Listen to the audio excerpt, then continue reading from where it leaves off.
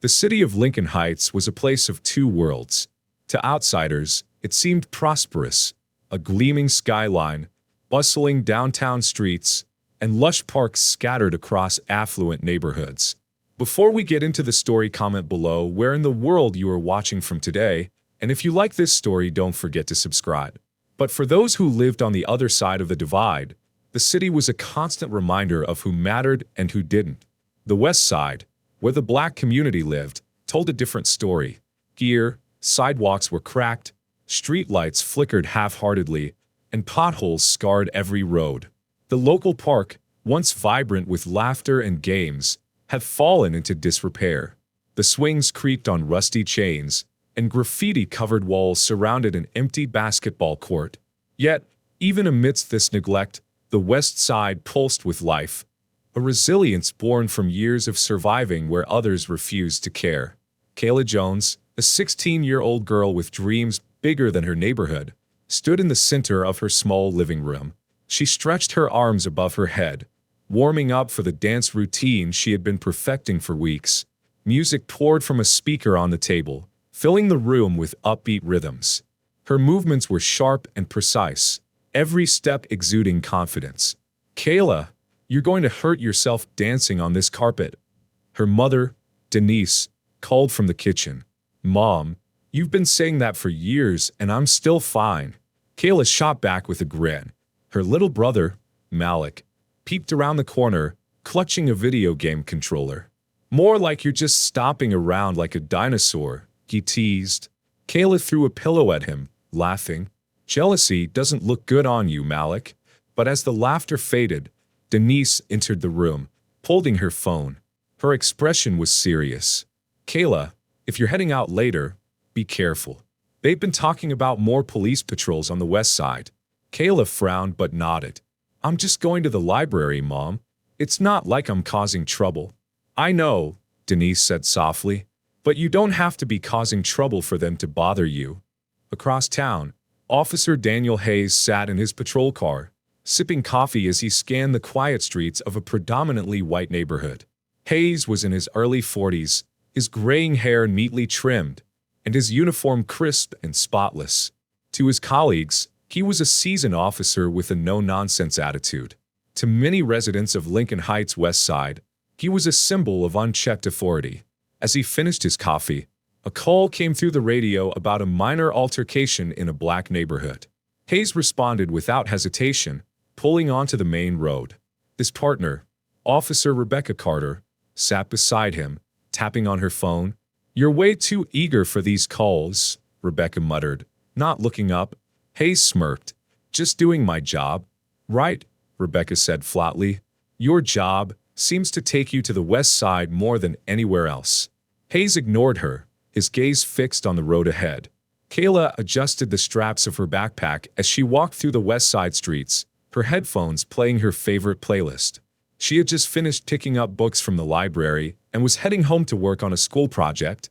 She passed a group of boys arguing loudly on the corner. Their voices carried through the air, sharp and tense. Instinctively, Kayla crossed to the other side of the street, avoiding their gaze. She knew better than to get involved in someone else's drama. "Just keep walking," she muttered to herself. As Hayes and Carter drove through the neighborhood, Hayes's eyes narrowed when he saw Kayla crossing the street. She had her headphones in and seemed to be avoiding the group of boys. But to Hayes, her behavior seemed suspicious. "What's she hiding?" Hayes said, slowing the car. Rebecca glanced up. "She's walking, Daniel. Leave her alone." Hayes shook his head, already pulling the car to the curb. "No one just crosses the street for no reason. Let's see what she's up to." Before Rebecca could protest, Hayes stepped out of the car. Kayla felt the shadow of a presence behind her before she heard the voice. She turned to see Officer Hayes towering over her, his expression hard. "What are you doing out here?" Hayes asked, his tone sharp. Kayla pulled out her headphones, confused. "I'm walking home. Is there a problem?" "Where's home?" Hayes demanded, his eyes flicking to her backpack. Kayla hesitated, unsure why she needed to explain herself. "Just a few blocks away." "What's in the bag?" Hayes asked, stepping closer. Kayla clutched her backpack tighter. Books. I just came from the library. Mind if I take a look? Hayes said, already reaching for the bag. Kayla stepped back, her voice rising. You don't have the right to search my stuff. Hayes's expression darkened. Don't make this harder than it needs to be, he said, grabbing Kayla's arm. Let me go. Kayla shouted, struggling against his grip. Rebecca stepped out of the car, her voice calm but firm. Daniel, that's enough. She's resisting, Hayes snapped. A small crowd began to gather, and a bystander pulled out their phone to record. Hayes pushed Kayla against the patrol car, ignoring her cries of pain. Stop. You're hurting me. Kayla shouted, tears streaming down her face. Rebecca finally intervened, placing a hand on Hayes's arm.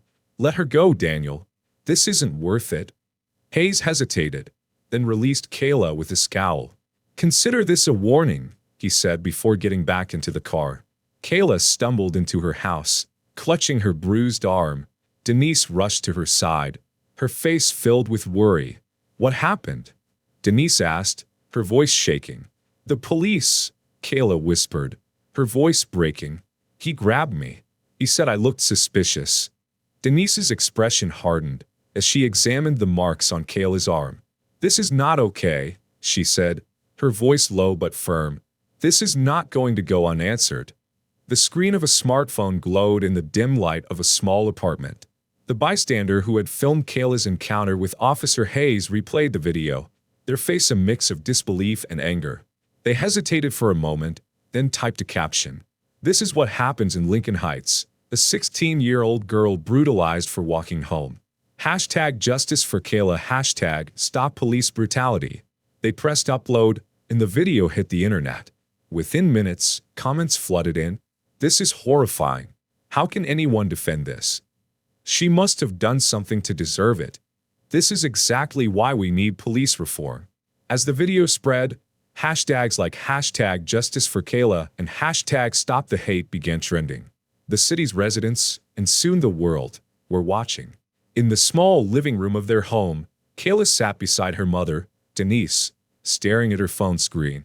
The video of her encounter with Officer Hayes played on loop, each frame feeling like a fresh wound. Denise's voice trembled with anger as she paced the room. They had no right to touch you. No right at all. Malik, her younger brother, sat cross-legged on the floor, his face twisted in anger. Why didn't someone stop him? Why didn't they do anything? Kayla spoke quietly, her voice cracking. Because no one ever does. Denise knelt beside her, taking her hand.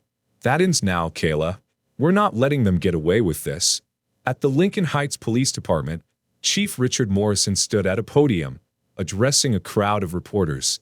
Behind him, Officer Hayes stood stiffly, his face blank. We are aware of the video circulating on social media, Chief Morrison began. The department is conducting a thorough investigation into the incident. We ask for patience while we review the facts. A reporter raised her hand. Will Officer Hayes be suspended during the investigation? Chief Morrison hesitated. At this time, Officer Hayes remains on active duty. The room erupted in murmurs. Hayes avoided eye contact with the cameras, his jaw clenched. His partner, Rebecca Carter, stood in the corner, her expression unreadable. Across town, in the heart of the Black community, residents gathered at the local church for an emergency meeting. The pews were packed as people discussed the video and its implications. Denise and Kayla sat near the front, their presence drawing murmurs of support. At the pulpit stood Pastor James Carter, a respected figure in the community. This isn't just about Kayla, Pastor Carter said, his voice strong. This is about every child who's been treated like they don't matter. We need to demand accountability, not just for this officer, but for the entire system. The crowd cheered, their energy palpable. An activist, Elijah Turner, stepped forward. We march tomorrow, peacefully, but loudly. They need to know we won't be silenced. The following day, hundreds gathered in the streets, chanting justice for Kayla. And no justice, no peace. Signs reading protect Black lives and end police violence bobbed in the air. Kayla stood at the front of the march, holding her mother's hand. Despite her fear, she felt a spark of hope as she looked at the people rallying behind her. Elijah addressed the crowd with a megaphone. This isn't just about one officer. This is about a system that has failed us for generations. We demand change, and we demand it now.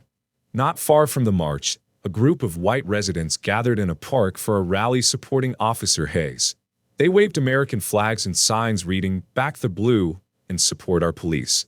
Tom Riley, a local businessman, took the microphone. These so-called protests are nothing more than attacks on the brave men and women who keep our streets safe. Officer Hayes was just doing his job. The crowd cheered as Tom pointed toward the marchers in the distance. We won't let them tear down our city. The tension between the two groups was palpable, though a line of police officers kept them apart, for now. Back at home after the march, Kayla sat on her bed, scrolling through social media. The comments under the video of her encounter ranged from support to outright hatred. She's so brave for standing up to him. She must have done something wrong. The cops don't just stop people for no reason. The weight of it all overwhelmed her.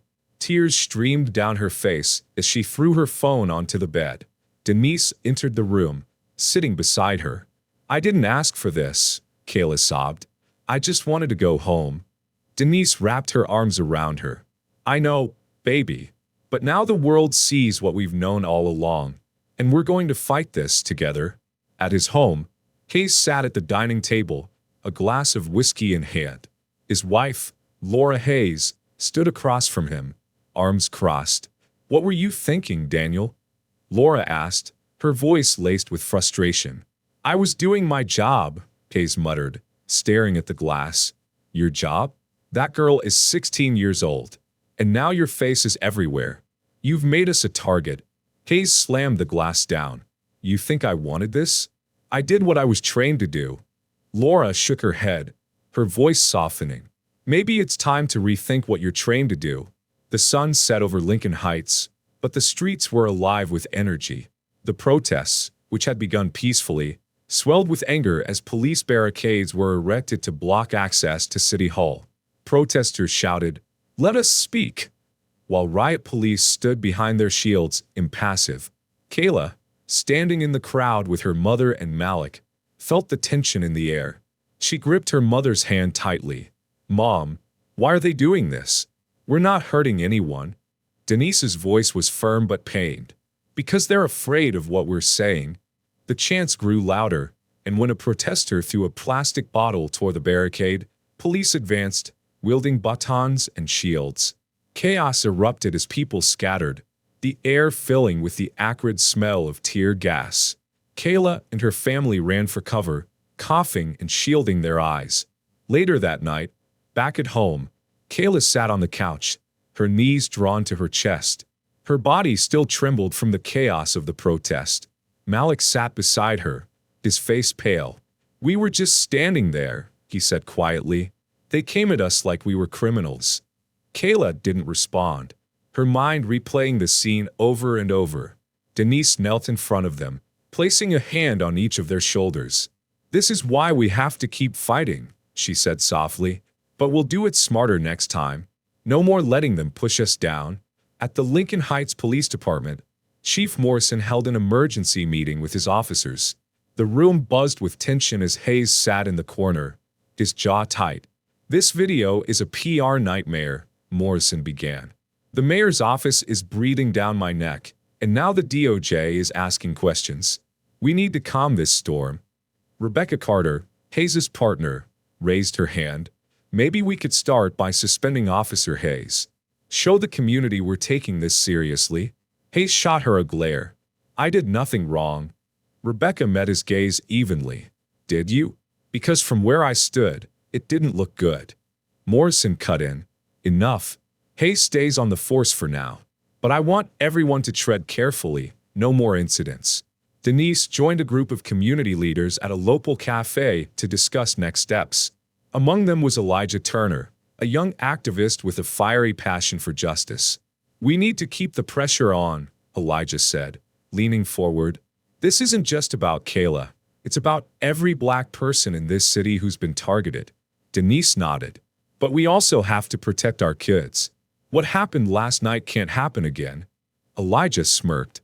The system doesn't care about protecting us, Denise. That's why we have to fight back. Peacefully, Denise said firmly. We're not giving them an excuse to dismiss us. At home, Hayes sat at the dinner table with his wife, Laura, and their teenage son, Josh. Laura was scrolling through her phone, her expression growing more frustrated by the second. This is everywhere, Daniel, she said, pushing the phone toward him. People are calling you a monster. Josh, usually quiet, chimed in. Why do you even stop her, Dad? She wasn't doing anything. Hayes slammed his fist on the table. Because it's my job. You don't understand what it's like out there. One wrong move and I don't come home. Laura stood, her voice calm but cutting.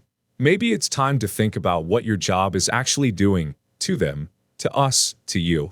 The protests in the video of Kayla's encounter dominated national headlines. On one news network, a conservative commentator defended Hayes. Officer Hayes was trying to do his job in a difficult situation. This is another example of the police being unfairly vilified. On another channel, a civil rights leader condemned the department. This isn't an isolated incident. It's a pattern of systemic abuse that has gone unchecked for far too long. Kayla's story is just one of many. At home, Kayla and her family watched the coverage, their emotions swinging between hope and frustration. A few days later, a counter-protest supporting Hayes was organized in a park near downtown. Dozens of people, mostly white, waved signs reading "Back the Blue" and "Support our heroes." Tom Riley, the rally's organizer, took the stage. We will not let these protests tear apart our city or destroy the reputation of a good man. Officer Hayes has our full support. Nearby, a small group of black protesters held their own signs. Tensions escalated as the two groups began shouting at each other, and the police stepped in to prevent a physical confrontation. At a town hall organized by Pastor James Carter, Kayla stood nervously at the front of the room. Dozens of people watched her expectantly, waiting for her to speak. Taking a deep breath, she began. I didn't ask for any of this. I didn't want to be a part of some big fight. But what happened to me wasn't right. And it's not just me. It's so many people who've been treated like they don't matter. Her voice grew stronger. I'm scared. I'll admit that. But I won't let them silence me. We have to keep speaking up. We have to keep fighting. The crowd erupted in applause, and for the first time, Kayla felt a sense of power in her voice. In a bustling law office downtown, Denise and Kayla sat across from Marcus Fields, a seasoned civil rights attorney known for taking on police misconduct cases. Marcus adjusted his glasses and laid a thick folder on the table. This is more than just a case about Kayla, Marcus said, his voice calm but firm. This is about systemic abuse. If we win, it could force real accountability in this city. Denise nodded, though her face was tight with worry. What are the risks? She asked. Marcus sighed. The police union is going to fight us tooth and nail. They'll try to discredit Kayla, paint her as a troublemaker. It'll get ugly.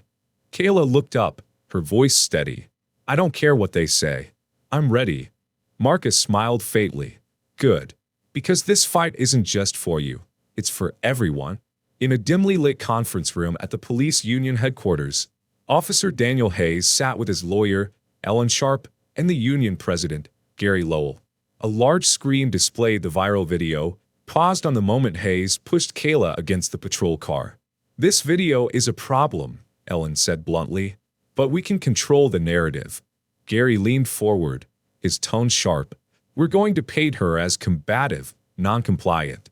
Focus on her defiance. If the public sees her as a threat, Hayes walks away clean. Hayes frowned. She's just a kid. Ellen shot him a look. Not in the eyes of the court. In the court, she's a threat who made you act in the moment to protect yourself. Hayes looked away, guilt flickering across his face. The police union launched a coordinated media campaign to defend Hayes. Local news outlets aired segments questioning Kayla's behavior, playing up the idea that she might have been involved in suspicious activity. On social media, fake accounts spread rumors. She's no innocent girl. Check her history.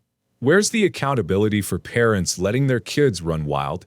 At home, Kayla scrolled through her phone, her hands shaking as she read the comments. "They're lying about me," she whispered. Denise sat beside her, taking the phone gently. "Let them talk. The truth is on our side." Meanwhile, the Department of Justice announced an official investigation into the Lincoln Heights Police Department, citing patterns of alleged misconduct.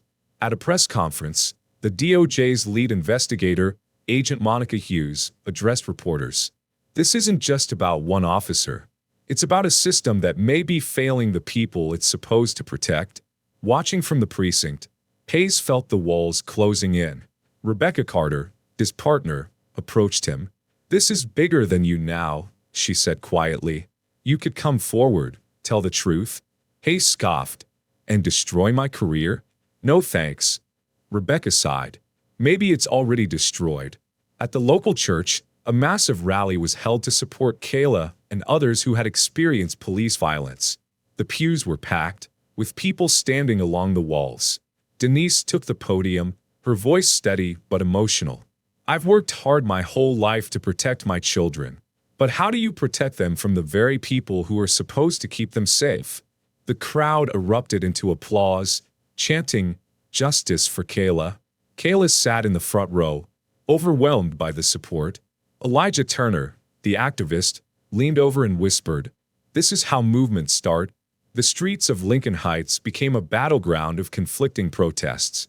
On one side, supporters of Kayla marched with signs reading, "End police violence," and "Protect our kids." On the other, counter-protesters rallied behind Hayes, shouting, "Back the blue," and waving flags. One evening, a skirmish broke out when a counter-protester threw a glass bottle into the crowd.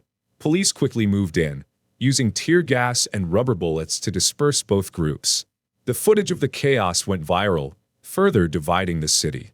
The day of the preliminary hearing arrived.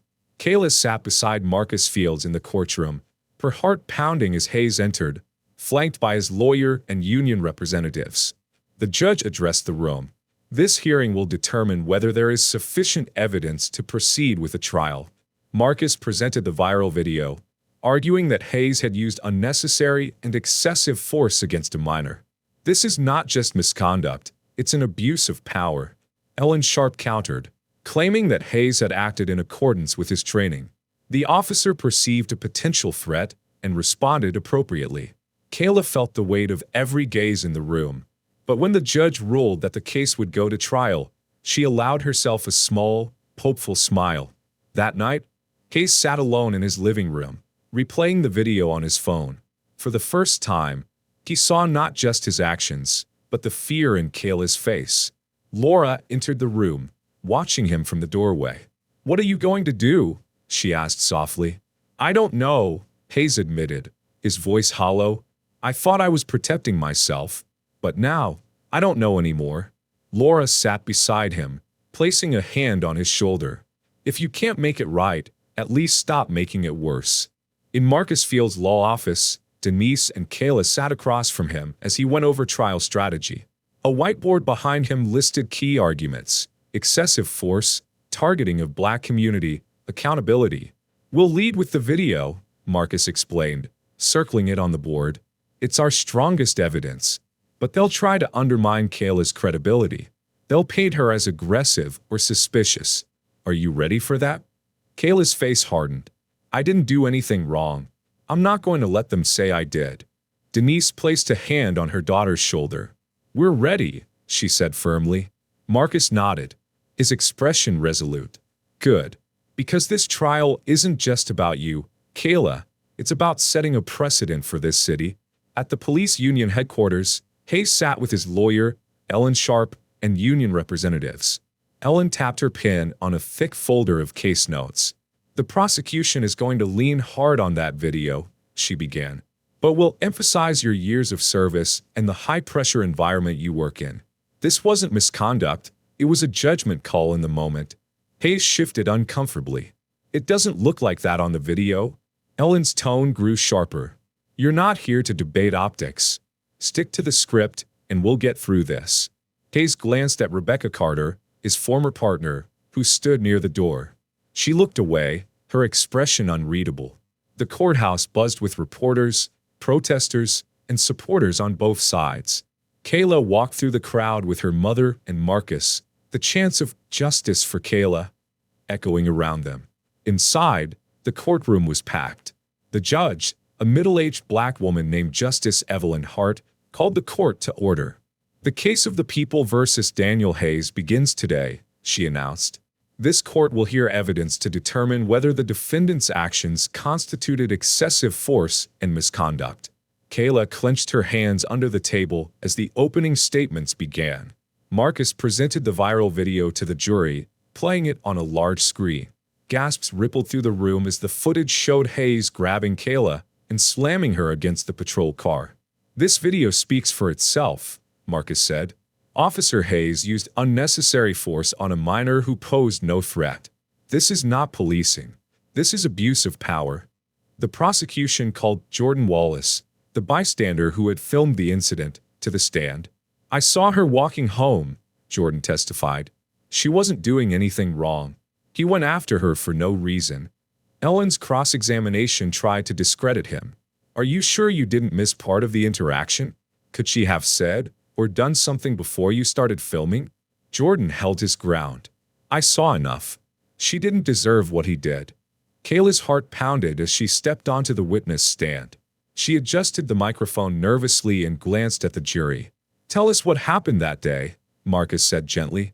Kayla recounted the encounter, her voice trembling at first but growing stronger. "I was walking home from the library. He stopped me and started asking questions like I'd done something wrong. When I wouldn't give him my bag, he grabbed me." Marcus nodded. "How did you feel in that moment?"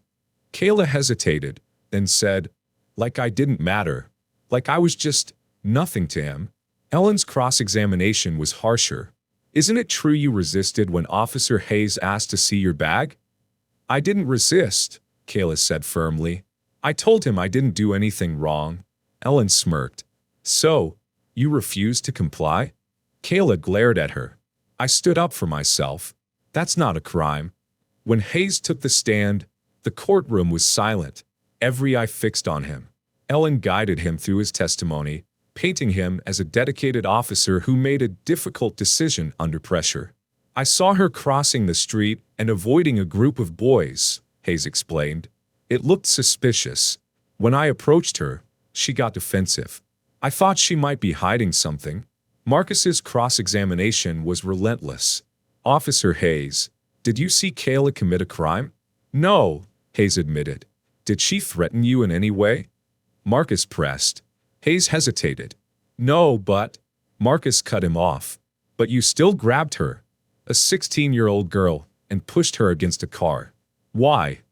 "I was following my training," Hayes said, his voice faltering. Marcus's voice rose. "Your training told you to assault a teenager who was just walking home?" Hayes didn't answer, his guilt evident. Outside the courthouse, the motions ran high. Protesters chanted and held signs demanding justice, while counter-protesters shouted back, defending Hayes. Police formed a barrier between the two groups as tensions escalated. Kayla and Denise watched the scene from the courthouse steps. "They're fighting over us," Kayla said quietly. "No," Denise corrected. "They're fighting because of what's wrong with this city. And we're going to make them see the truth." In his closing argument, Marcus appealed directly to the jury. Kayla Jones is not just a victim. She is a reminder of what happens when power goes unchecked. Officer Hayes acted not out of necessity, but out of bias and aggression. You have the power to hold him accountable. Ellen countered by framing Hayes as a scapegoat. "My client was doing his job in a challenging environment. We cannot criminalize split-second decisions made under pressure. To convict him would be to send the wrong message to every officer in this country." The jury's faces were unreadable as the court adjourned for deliberations. In a small, sterile deliberation room, the jury sat around a table scattered with legal documents and evidence packets. The tension was palpable as jurors debated the case. "She was just a kid," said Sandra Reyes, a middle-aged juror, her voice breaking. "That officer had no reason to grab her like that." Thomas Hensley, a retired teacher, leaned back in his chair. "But was it excessive force? We can't ignore the training argument. Police are taught to neutralize perceived threats." Sandra shot him a glare. She wasn't a threat. She had books in her bag, not a weapon. The debate dragged on for hours, with jurors divided over whether Hayes's actions were criminal or a lapse in judgment. Outside, protesters gathered, awaiting the decision. The courthouse was packed as the jury returned to the courtroom. Kayla sat between Denise and Marcus, her heart pounding so loudly it drowned out the murmurs around her. Across the aisle, Hayes sat stiffly, his face unreadable. The foreperson stood, clearing her throat. In the case of the People versus Daniel Hayes, we find the defendant. She paused, the room holding its collective breath. Not guilty on charges of aggravated assault, but guilty on charges of misconduct and excessive force. Gasps rippled through the room. Kayla's hand tightened around her mother's. Marcus leaned in, whispering, "It's a partial win. He's been held accountable." Justice Evelyn Hart addressed the court. "Officer Daniel Hayes, you are hereby sentenced to the following: termination of employment, loss of pension benefits, a $15,000 fine, and 300 hours of community service. This court is adjourned." The courthouse steps erupted into chaos. Protesters chanted, "Not enough," while counter-protesters celebrated the not guilty verdict on the assault charge.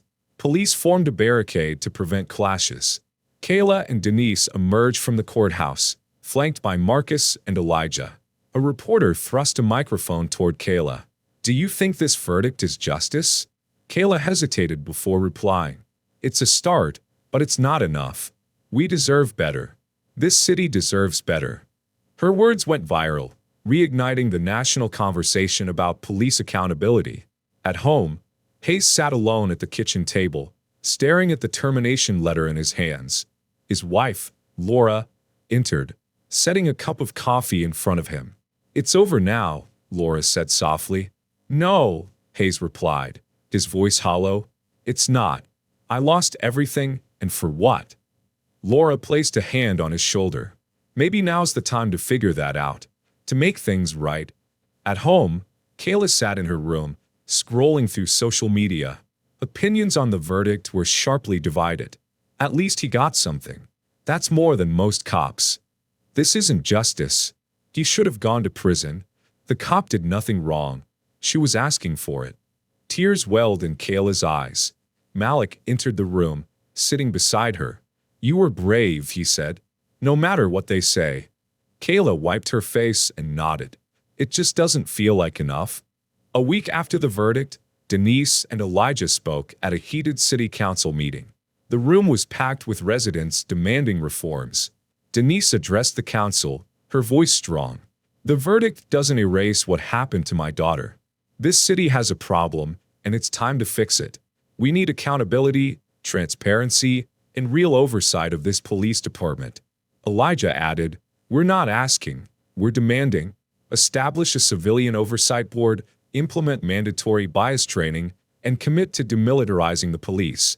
The council members murmured among themselves. The mayor, visibly uncomfortable, promised to consider the proposals. But the room erupted in chants of "do it now." Hayes reported to his first day of court-ordered community service at a youth center in Lincoln Heights. The director, a sharp-eyed black woman named Ms. Robinson, greeted him with a cool demeanor. "You'll be helping with maintenance," she said, handing him a mop. "And remember, you're here to serve." Hayes silently got to work. Throughout the day, kids at the center eyed him warily, some whispering about the viral video. Hayes felt the weight of their stares but kept his head down, scrubbing floors and cleaning windows. One evening, Kayla sat on the front porch with her mother, watching the sun set over Lincoln Heights. "I thought it would feel different," Kayla admitted. "Like we actually won." Denise placed an arm around her. "It's not about one battle, Kayla. It's about all the battles that come after. You gave this city a reason to fight." Kayla nodded, a faint smile tugging at her lips. "Maybe that's enough for now." As the camera panned out, chants from a nearby protest echoed faintly in the distance. "Justice for Kayla?" At the youth center, Hayes worked silently, scrubbing graffiti off a wall. A group of young black kids played basketball nearby, occasionally glancing at him. One boy, Tyrell, a wiry 14-year-old with sharp eyes, approached. "You the cop from that video?" Tyrell asked bluntly. Hayes froze, then nodded. Yeah. You hurt that girl, Tyrell said, crossing his arms. I did, Hayes admitted, his voice low. And I was wrong. Tyrell eyed him suspiciously. Why are you here? Because I need to fix what I can, Hayes said. Even if I can't fix everything. Tyrell stared for a moment before walking back to the gang. Hayes resumed his work, feeling both exposed and determined. Kayla sat on stage in a packed auditorium, part of a youth panel discussing police reform. Activists, students, and parents filled the audience, listening intently. When it happened to me, Kayla began, gripping the microphone. I felt like nothing I said or did would matter. But now I see it differently. Speaking up didn't just help me. It showed others they don't have to be silent. The room erupted into applause. Kayla looked out at the crowd, seeing young girls who reminded her of herself. For the first time, she felt the full weight of her impact. At a city council meeting months later, the mayor announced the establishment of the Civilian Oversight Board. Denise and Elijah sat in the front row, watching as the council voted unanimously to approve the board. Afterward, reporters surrounded Denise. How do you feel about this decision? One asked. It's a step forward, Denise said. But it's just the beginning. Change doesn't stop with one policy. It takes consistent action. Elijah grinned beside her. And we'll make sure they stay consistent. One afternoon at the youth center, Hayes overheard Ms. Robinson leading a discussion with the kids about racial profiling. What's the first thing you think when you see a cop? She asked. Scared, Tyrell said immediately. Others nodded in agreement. Ms. Robinson pressed further.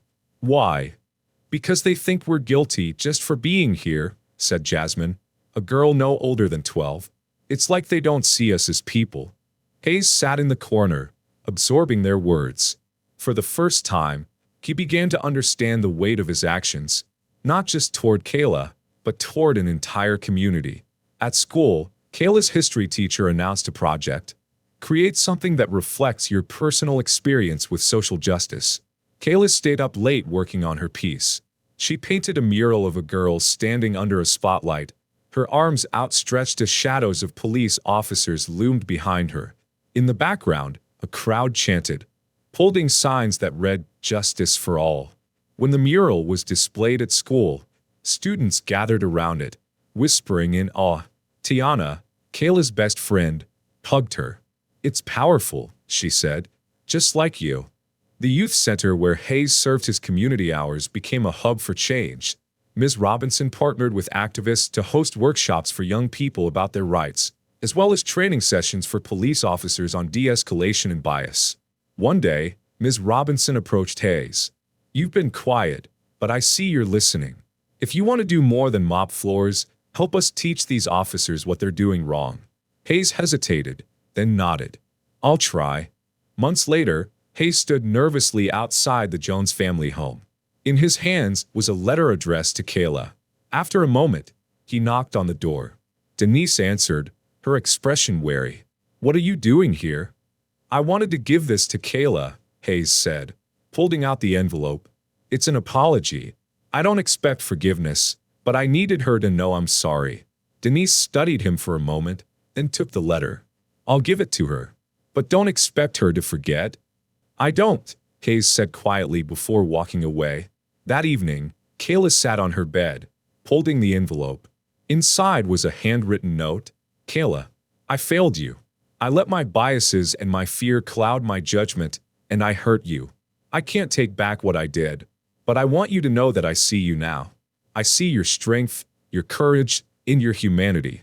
I hope one day, you'll see that I'm trying to change. I'm sorry. Daniel Hayes. Kayla folded the letter carefully and placed it in her desk drawer. She wasn't ready to forgive him, but for the first time, she felt the weight of his regret. In a brightly lit meeting room, the newly formed Civilian Oversight Board convened for its first public session. The diverse group of community leaders, legal experts, and residents sat at a long table while concerned citizens filled the room. Denise, now prominent advocate, stepped up to the microphone during the public comment period. This board is the result of countless voices demanding change, she said. But real progress depends on what you do here. Don't let this become another empty promise. The board reviewed its first cases, including historical complaints of misconduct. Their decisions were broadcast live, signaling a new era of transparency in Lincoln Heights. At the youth center, Hayes approached Ms. Robinson, now leading a training program for police officers. He stood awkwardly in the doorway as officers and community members sat in a circle, discussing implicit bias.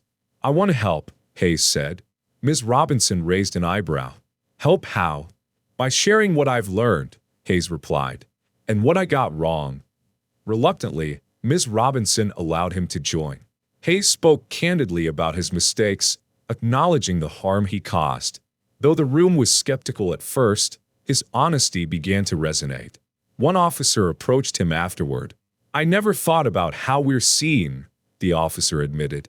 "Hearing you talk about it, I've got some things to rethink." At her first therapy session, Kayla sat stiffly across from Dr. Michelle Brooks, a soft-spoken black psychologist. The walls were lined with calming art, but Kayla couldn't relax. "I'm fine," Kayla said, crossing her arms. "Everyone keeps telling me I need to talk, but I'm okay." Dr. Brooks smiled gently. "Sometimes, saying you're fine is easier than saying what you're really feeling." Kayla hesitated. "I don't know where to start." "Start anywhere," Dr. Brooks said. "You're here for you." As the sessions continued, Kayla began to open up, sharing her fear, anger, and frustration.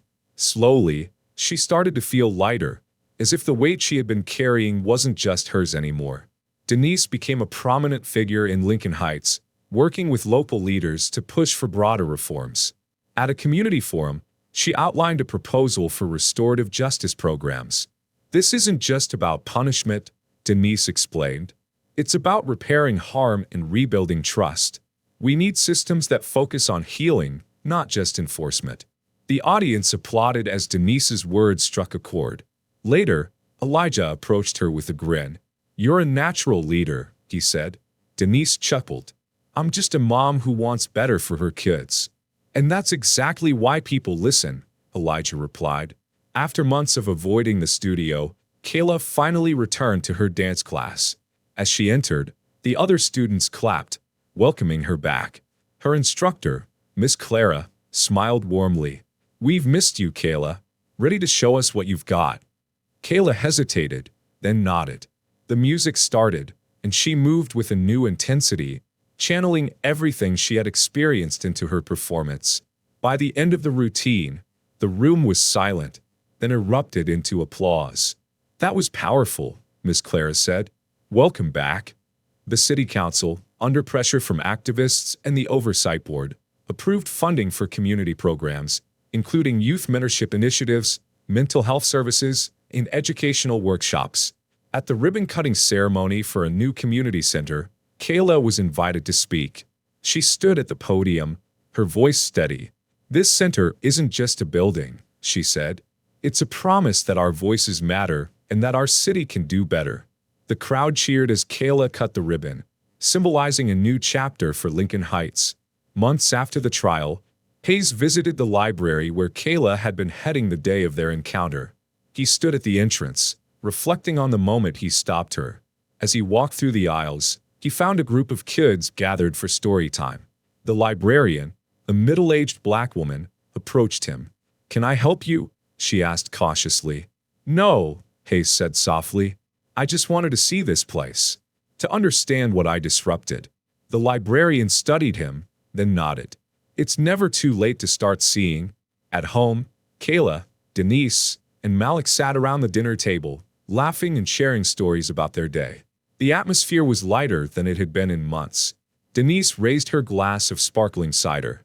"To us," she said, "for surviving and thriving." Kayla grinned. "And for standing up." Malik raised his glass. "To Kayla, the bravest one here." They clinked glasses, their bond stronger than ever. Kayla's speech at a national conference. Kayla stood on stage at a national youth leadership conference, her image projected onto a massive screen behind her. Activists, students, and educators from across the country filled the auditorium. "I didn't want to be part of a fight," Kayla began. "I just wanted to go home." But when the fight found me, I realized something. Staying silent lets injustice win. Speaking up doesn't just help you. It helps everyone who comes after you. The audience gave her a standing ovation. As Kayla looked out at the crowd, she felt a sense of purpose and hope for the future. Lincoln Heights had transformed in subtle but significant ways. The new Civilian Oversight Board was a visible symbol of change, and murals of Kayla and other community leaders decorated the once neglected walls of the West Side. The streets still bore their cracks, but the air was different, filled with the hum of a community reclaiming its voice. Kayla walked through her neighborhood, her head held high. Children played in the park where weeds once grew, and volunteers repainted benches and swings. She smiled faintly, knowing she had been a part of this. At home, Daniel Hayes stood before a mirror, buttoning a plain shirt. He no longer wore a badge, but today he would wear something new: humility. In the corner of his room was a folded letter from Tyrell, the boy at the youth center, thanking him for sharing his story during a recent workshop. "You made me think maybe cops can change," Tyrell had written. Hayes tucked the letter into his pocket and left for the community center, where he had become a volunteer. His work wasn't done, but for the first time, he felt he was on the right path. In a quiet therapy session, Kayla sat across from Dr. Brooks, now more comfortable in the space. A painting of a sunrise hung on the wall, reflecting the hope she was starting to feel. "I don't think about it as much," Kayla said. "When I do, it still hurts, but it doesn't control me anymore." Dr. Brooks smiled warmly. "That's progress. Healing isn't about erasing the pain. It's about learning to live with it." Kayla nodded, feeling lighter. "I think I'm ready to focus on the future." Denise was now a well-known figure in Lincoln Heights, her name synonymous with resilience and reform. At a town hall, she addressed a packed audience. "Our work isn't done," she said, her voice steady and commanding. "This city still has wounds, and it's up to us to keep them from reopening. We need more investment in our kids, our schools, and our communities." The crowd erupted in applause, and Denise smiled, knowing her voice had power. Kayla and Denise were invited to a national summit on police reform. Standing on stage together, they addressed a room filled with policymakers, activists, and journalists. Kayla spoke first, her voice steady. "I didn't choose to be in this fight. It found me. But now I know my story can help others. This isn't just about one city or one family. It's about building a future where no one has to feel like I did that day." Denise followed, her tone both firm and hopeful. "We've seen what happens when communities are ignored, but we've also seen what happens when they rise together. Change isn't easy, but it's possible." Their words received a standing ovation, their story inspiring others to take action. At the unveiling of a new art installation in Lincoln Heights, Kayla stood with her family and community members. The piece, a towering sculpture of clasped hands holding a scale, was titled "Justice Together." Mayor Eleanor Grant gave a brief speech. "This sculpture represents the power of a community united. It stands here today because of voices that refuse to be silenced. Voices like Kayla Jones and Denise Jones." The crowd cheered as Kayla and Denise stepped forward to cut the ribbon. Kayla felt a deep sense of pride, knowing their fight had left a lasting mark. One evening, Hayes stopped by the community center while Kayla was volunteering. He hesitated before approaching her. "Kayla," he said softly, "I didn't expect to see you here." She turned to face him, her expression guarded. "What do you want?" "I just wanted to say, I've been trying to change. I know that doesn't erase what I did, but I hope it means something." Kayla studied him for a moment, then replied, "It's not about what it means to me. It's about what you do with it." Hayes nodded. "Thank you." He left, feeling both humbled and motivated to keep working toward redemption. At home, the Jones family gathered in the living room. Malik was sprawled on the floor with his homework, and Denise was folding laundry. Kayla sat by the window, sketching ideas for a new mural. "What are you working on?" Denise asked, peeking over her shoulder. Kayla held up the sketch. It depicted a phoenix rising from flames, with the words, "From struggle, strength." Denise smiled. "That's beautiful, Kayla. Just like you." The final scene showed Kayla walking to the park where the new community center stood. Kids played on the basketball court, their laughter filling the air. She paused by a mural she had painted on the center's wall, a vibrant image of hands raised in unity, surrounded by doves. As Kayla watched, a little girl ran up to her. "Are you the one who painted that?" the girl asked, pointing at the mural. Kayla nodded. "Yeah." The girl grinned. "It's pretty. My mom says you're really brave." Kayla knelt to meet the girl's eyes. "Your mom's right, and you can be brave too." As the sun set, Kayla walked away, her steps confident and her future bright.